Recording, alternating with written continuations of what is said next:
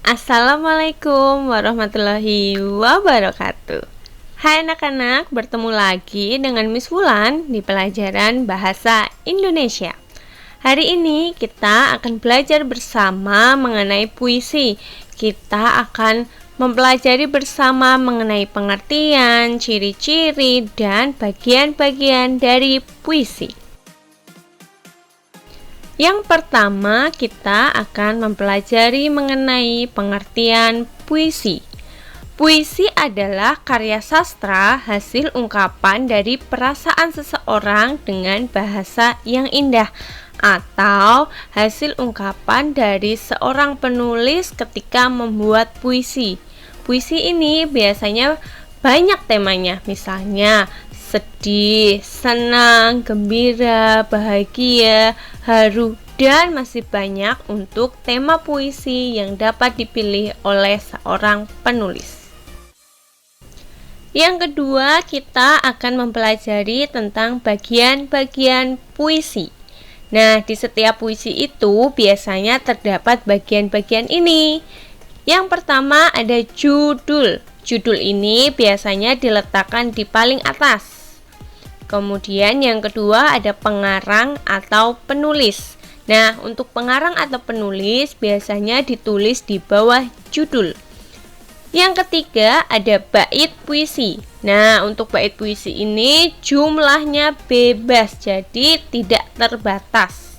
Kemudian yang keempat ada baris. Baris ini sama seperti bait, jumlahnya tidak terbatas alias bebas. Yang kelima ada rima. Nah, rima ini adalah bunyi akhir di setiap baris puisi. Yang ketiga, kita akan belajar mengenai ciri-ciri puisi. Yang pertama, puisi ditulis dalam bentuk bait, bukan paragraf. Kemudian yang kedua, setiap menulis puisi menggunakan pemilihan kata-kata yang indah atau menggunakan kiasan. Kiasan itu adalah perumpamaan atau bukan makna sebenarnya. Yang ketiga, jumlah bait dan baris pada puisi bebas, jadi ditentukan oleh penulis atau pengarang. Yang keempat, tidak memerlukan tanda titik di akhir kalimat. Berikut adalah contoh puisi. Gunung Semeru, karya Esti Kusumadewi. Malang adalah rumahmu, Ranupane adalah pijakanmu, Mahameru adalah puncakmu, 3676 adalah ketinggianmu.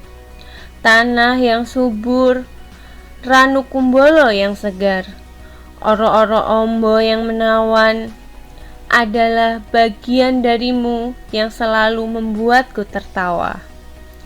Hatiku sejuk di dekatmu, udara dingin memeluk tubuhmu. Banyak cerita tentangmu, Gunung Semeruku.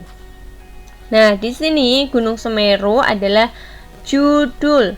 Kemudian untuk pengarang atau penulis adalah Esti Kusumadewi. Pada puisi ini terdapat 3 bait. Nah, setiap baitnya itu terdapat 4 baris seperti bisa dilihat pada contoh puisi yang sudah Miss tampilkan. Nah, di sini terdapat beberapa rima yang berbeda-beda. Misalnya, pada bait pertama memiliki rima yang sama. Rima itu adalah bunyi akhir di setiap kalimat. Misalnya, Malang adalah rumahmu. Mu ini berarti rima. Nah, kemudian kita beralih ke bait kedua. Bait kedua untuk tanah yang subur. Berarti rimanya adalah ur karena berbunyi akhir ur. Kemudian bisa dilihat pada bait ketiga. Bait ketiga di baris pertama, hatiku sejuk di dekatmu.